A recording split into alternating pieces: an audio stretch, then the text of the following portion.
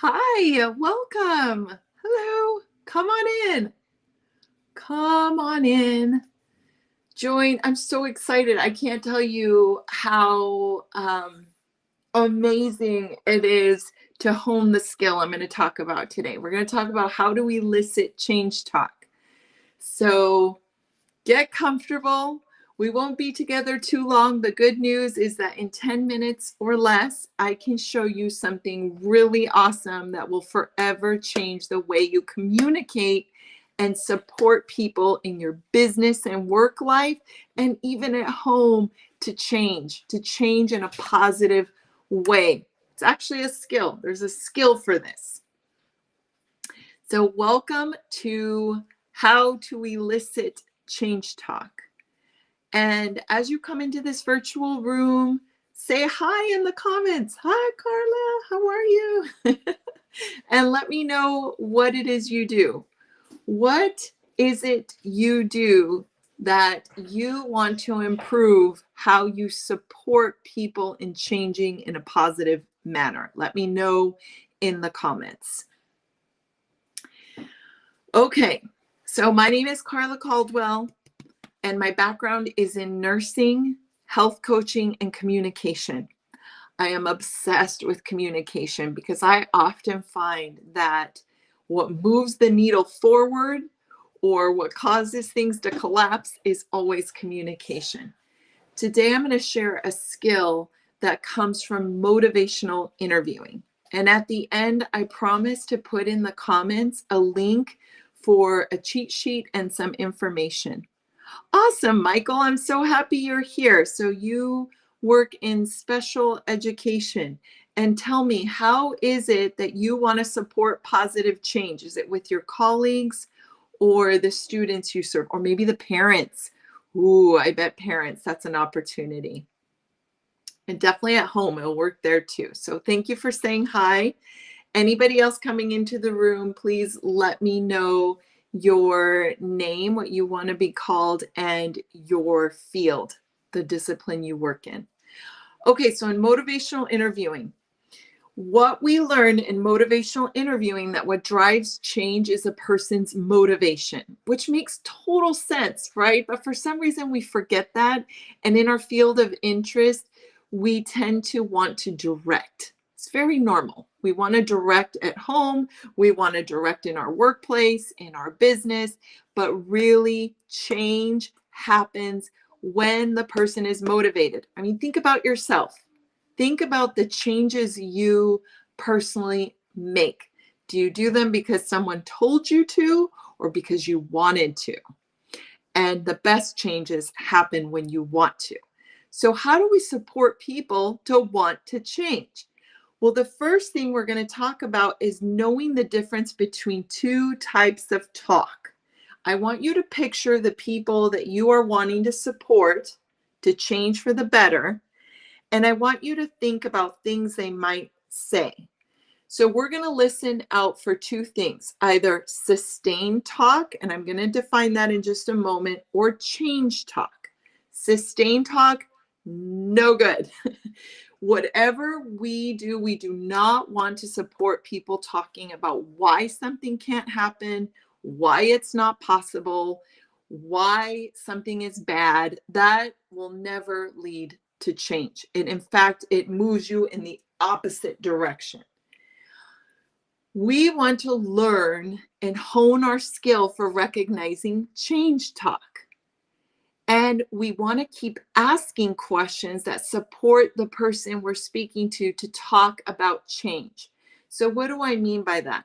Change talk involves desire, reasons why you might want to. So when you hear someone say, I want to, yay, that is awesome. That's change talk.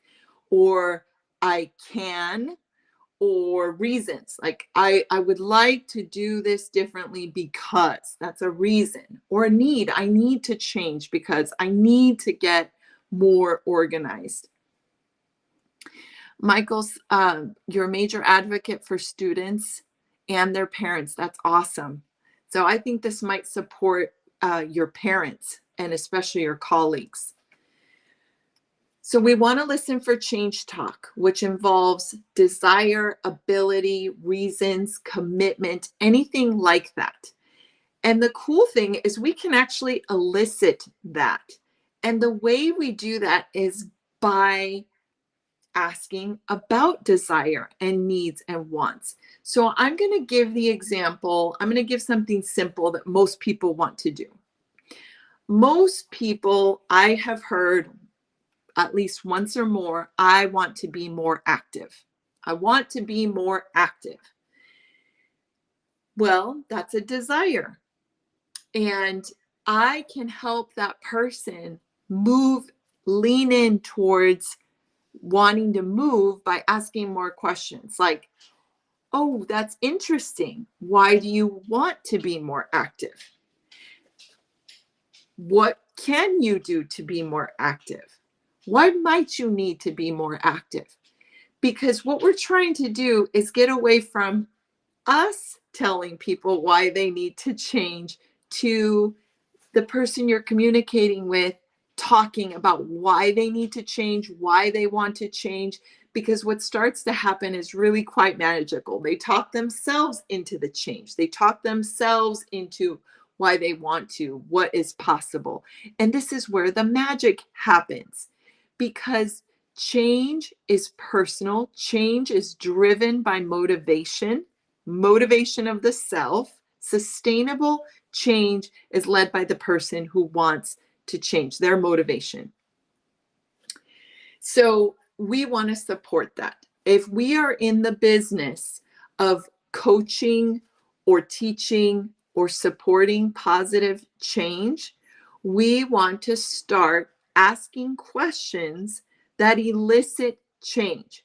So if I'm working with you and let's say we've noticed that maybe organization is a challenge for you. And I have all these ideas about how you should be organized and why you need to change and why it needs to get better. But it doesn't matter what I think, because at the end of the day, what's going to drive you to change is what motivates you. So if I really want to support you to change, I would ask questions like, why might you want to be more organized? So that I can start understanding what motivates you, right? And then I can listen to you. Tell me more. Tell me more about why you want to be more organized. Why is that important? That's a great question. Why is that important? What are you able to do? Because the neat thing is that before I start giving tips, let's hone in on what the person in front of us already knows, because they're the expert of themselves. They've already tried things. So this will help us find out what has worked in the past, what hasn't worked in the past. I can also ask, what is your reason for wanting to be more organized? Why do you need to? What are you willing to do? That's what we want to start doing. So we want to ask questions to get the person talking about what's possible, what they want, get them talking themselves into the change. And then you want to lead into what they'll do. What's the step they're going to take? What's possible? How can I help? Now, let's say you've encountered someone who wants to change. They want to change. They have a lot of reasons and a lot of need, but they're lacking the way. They haven't found the way yet. But you're the expert with expertise, right? They're the expert of themselves and you have the expertise. You have some tips and tools. This is where you come in. But only after you've explored why they want to change, why they need to, what are their reasons, what have they tried, what can they do. When you get to that place where they need help, then you're going to do something really important. You're going to do this one thing that is going to ensure that the person you're speaking to listens. You're going to ask permission. You're going to reflect what you've heard and say, Mr. Smith, I hear that you need to be more organized because it's affecting your work. You're being less productive and your colleagues are complaining and you feel frustrated and exhausted. You have tried X, Y, and Z and it didn't work. Can I share a method that has worked for me and many other people? Can I share a tool? See, I'm going to ask permission. Now, my person is all ears. They're like, yeah, share the thing. I want to change, because they've already talked themselves into like why they want to change, why it's so important. They're like with you, right? And now you've asked permission. So you've empowered them to say yes. Now you can share your gem. And once you share your gem, you can say, how can I support you? What's the next best step? This is so cool. Now, it's so simple, it's hard. You have to actually use this method in order for it to work. So let me recap what we spoke about today. To know, the first two things we talked about was know the difference between sustained talk and change talk. Sustained talk like puts the big red barrier on changing. And that's when someone is talking about why change can't happen. You don't want that to happen. You want the person you're speaking to talk about change. And how can you do that?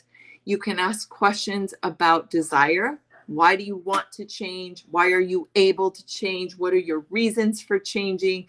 What have you done before? What has worked before? Right? And then the person you're speaking to is getting almost excited about why they want to change, what they can do, what's possible. And if they already have things that have worked in the past, help that person set a goal for with what they've already used in the past that's worked, because that's way better than something that hasn't worked in the past for them. Now, if they're at a loss, this is where we ask for permission. Can I share a tool? This is where we bring in our expertise and we help the person make a plan and set a goal. So I hope this has been helpful. When I stop recording, I will put in the comments. Portico has a really great resource guide for motivational interviewing, how to get people to talk about change talk and what to do about that. The best thing to do, though, is to just take it out on a test drive. You can use this with your family, practice at home. You can use this with your colleagues, your staff, the customers you serve. It is really effective, but only if you use it and practice it. It takes time to get good at it. All right, please let me know if you have any questions. Thank you for joining me. Please like and share. We really want people to have access to these great tools for improving communication. Thank you. Have a great day, and thank you for joining me.